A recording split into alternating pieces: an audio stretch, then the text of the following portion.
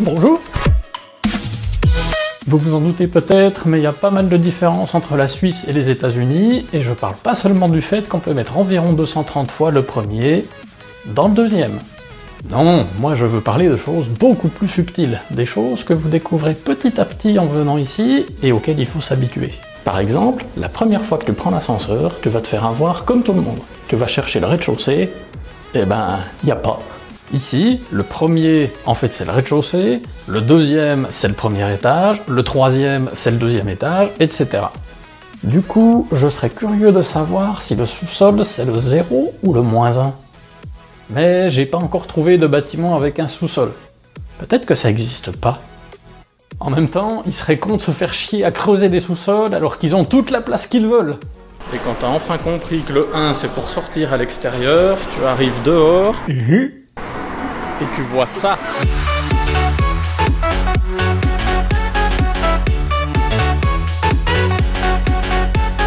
Les paysages, le décor, c'est évidemment la première chose que tu remarques avant même d'être sorti de l'avion. Rapidement, tu réalises que tout est plus grand. Les villes, les distances entre les villes, les bâtiments dans les villes, les routes autour des bâtiments dans les villes, les voitures sur les routes autour des bâtiments dans les villes, les gens dans les voitures sur les routes. Et il y a aussi plein de petites différences.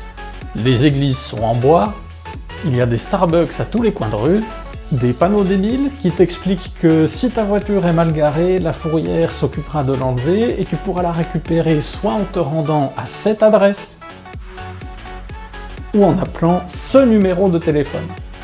Il y a aussi les fameux camions de pompiers américains, les gros 4x4 noirs du FBI qu'on ne voit normalement que dans les films, et un nouveau métier pour réduire le chômage.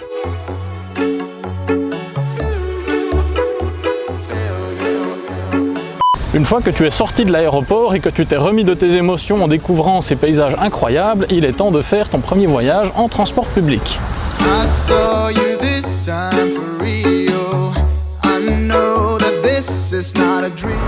C'est un train ou un bus? Attends, je crois que c'est un train. Non, c'est un bus. Ah! C'est le bordel. Il y a des centaines de lignes différentes, sur chaque ligne il y a au moins 6 ou 7 destinations possibles, et le pire, c'est que leur plan à la con, il te dit pas si tu dois chercher un bus, un train, un métro ou un éléphant. Et puis un jour, tu finis par découvrir cette application. Ça s'appelle Move It, et c'est impossible de s'en sortir si t'as pas ça. Tu lui dis où tu veux aller, et il te guide au fur et à mesure grâce au GPS.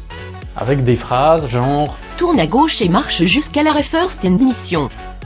Prends le bus 181 à destination de Express Fremont-Bar. » ou encore « On est paumé, fous-toi sous le prochain train. » Une fois que tu as trouvé la gare, il te reste encore à trouver un titre de transport. Cette machine veut bien t'en donner un en échange d'un peu d'argent. Mais si tu n'as pas fini ton doctorat en physique thermonucléaire appliquée, c'est même pas la peine d'essayer. La dernière fois que j'ai essayé, elle m'a mordu. Du coup, pour te simplifier la vie, tu vas plutôt utiliser cette carte prépayée que tu as au préalable achetée dans une pharmacie. Non, c'est complètement con, on est bien d'accord. Et avant de monter dans le train, tout ce qui te reste à faire, c'est ça. Une fois que tu as fait tout ça, il te reste plus qu'à attendre le train et quand il arrive, tu peux difficilement le rater.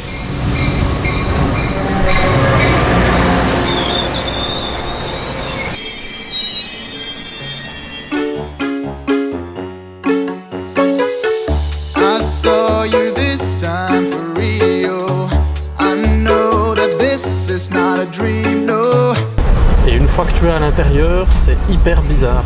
C'est un train à 2 étages, sauf que c'est ouvert.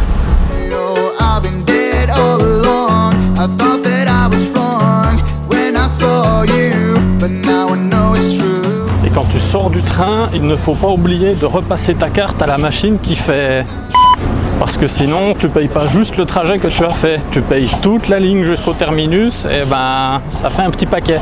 Et ça, personne te le dit à l'avance. Bon, par contre, on va pas rester dehors trop longtemps, parce que là, sans mentir, il fait pas loin de 70 degrés. C'est chaud, hein? C'est la Californie! Je me fous de ta gueule. C'est des degrés Fahrenheit. Tu sais, ceux dont t'as entendu parler une fois à l'école, que t'as aucune idée de comment calculer, que tu t'as toujours demandé, mais qui peut bien utiliser ces trucs-là? Moi, j'ai trouvé à quoi ça sert. Ici, ils ont plein d'unités bizarres dont tu connais probablement que le nom, genre les miles, pour mesurer les distances. Un mile, c'est un message que tu reçois sur l'ordinateur, sur ton adresse mail. Un mile, c'est environ 1,6 km. Oui, le genre de multiplication hyper simple à faire, évidemment. Mais c'est pas tout. Il y a aussi les pieds, ou feet en anglais. Il en faut 3 pour faire 1 mètre, à peu près. Et il y a les yards. Un yard, c'est très exactement 91,44 cm. Oui, ça a dû être inventé par le même mec qui a créé l'eau en poudre, hein. Pour mesurer les poids, on utilise les livres. Une livre vaut un petit peu moins d'un demi-kilo. Et en anglais, ça se dit pound. C'est nommé ainsi en référence au bruit que fait ta tête quand tu vois cette blague. Pour mesurer les poids, on utilise les livres. Pound. Pound. Et donc, pour en revenir au degré Fahrenheit, j'ai toujours pas trouvé de formule simple pour faire la conversion en degrés Celsius. Quoi? J'ai dit facilement. Eh ben vas-y, fais-le de tête en moins de 3 jours. J'ai donc trouvé une machine pour faire la conversion à ma place. Ça marche vachement bien, regarde. Tu lui donnes une température en degrés Celsius, et il le convertit en Fahrenheit. C'est magique, hein? Bon, je te cache pas que le seul problème, c'est que c'est attaché au mur de ma chambre. J'ai encore pas compris pourquoi. Une autre différence majeure, c'est évidemment la nourriture, et l'endroit le plus fou que j'ai trouvé jusqu'à maintenant où tu peux manger, ça s'appelle In-N-Out, et ils ne vendent que 3 trucs. Les hamburgers, les frites et le coca. C'est aussi simple que ça. Et le hamburger ne coûte que 3 $. D'ailleurs, en parlant de prix, eh oui, la monnaie est évidemment complètement différente. C'est les fameux dollars américains qui ont été spécialement conçus pour être dégueulassants. D'abord, les billets. Ils font tous la même taille, ils sont tous de la même couleur, il y a juste le dessin et le chiffre qui changent. Non, mais c'est vrai que c'est bien pensé, hein. Quand tu cherches un 10 $ au milieu de tes 1 $, ça permet de s'y retrouver beaucoup plus facilement. Mais c'est pas ça le pire. Ils ont aussi des pièces. Pour les pièces, ils ont organisé un concours d'idées stupides et ils ont pris le vainqueur pour créer leur pièce de monnaie. C'est pas possible autrement.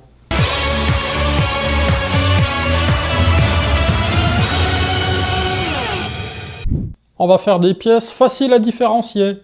On va écrire sur les pièces combien elles valent. Alors on va classer les pièces par valeur en fonction de leur taille. Et on va faire des pièces qui se ressemblent toutes, dont les tailles ont rien à voir avec les valeurs, et dont les nombres sont écrits en toutes lettres et en tout petit pour bien faire chier le monde. Sans déconner, ils ont pas mis les nombres dessus. C'est vraiment écrit en toutes lettres et c'est impossible à lire quand tu en cherches une en vitesse dans ton porte-monnaie. Genre ça, c'est une pièce de 5 centimes. 5 cents en anglais. Celle de 1 centime, ça va. C'est la seule qui est pas grise, on la reconnaît encore assez facilement. Celle-là, c'est 25 centimes. Oui, 25 centimes. Déjà, la valeur est stupide, mais histoire d'en remettre une couche, ils ont pas écrit ça dessus. Non. Ils ont écrit $1/4. Et celle-là, c'est le niveau maximal de l'emmerdement généralisé. Le texte, c'est une dime. Et elle fait exactement la même taille que la pièce de 1 centime. C'est juste pas la même couleur. Au début, j'ai cru que c'était pareil, mais non. Une dime, c'est 10 centimes. Une autre chose intéressante, c'est le téléphone. J'ai un numéro de portable, normal, 10 chiffres, comme tout le monde. Sauf qu'aux États-Unis, pour faire un appel international, le plus, au début, c'est pas 00, c'est 011. Et pour faire un appel à l'extérieur de l'hôtel avec ce téléphone, il faut faire le 99. Si tu mets tout ça bout à bout, mon numéro de téléphone, c'est le tirage du loto. Le 99, le 01, le 14, le 17, le 95, le 55, le 43 et le numéro chance, le 91. C'est déjà la fin de cette vidéo, abonnez-vous à ma chaîne et lâchez un pouce bleu si ça vous a fait rigoler, et on se retrouve très vite pour une nouvelle vidéo. Allez, salut!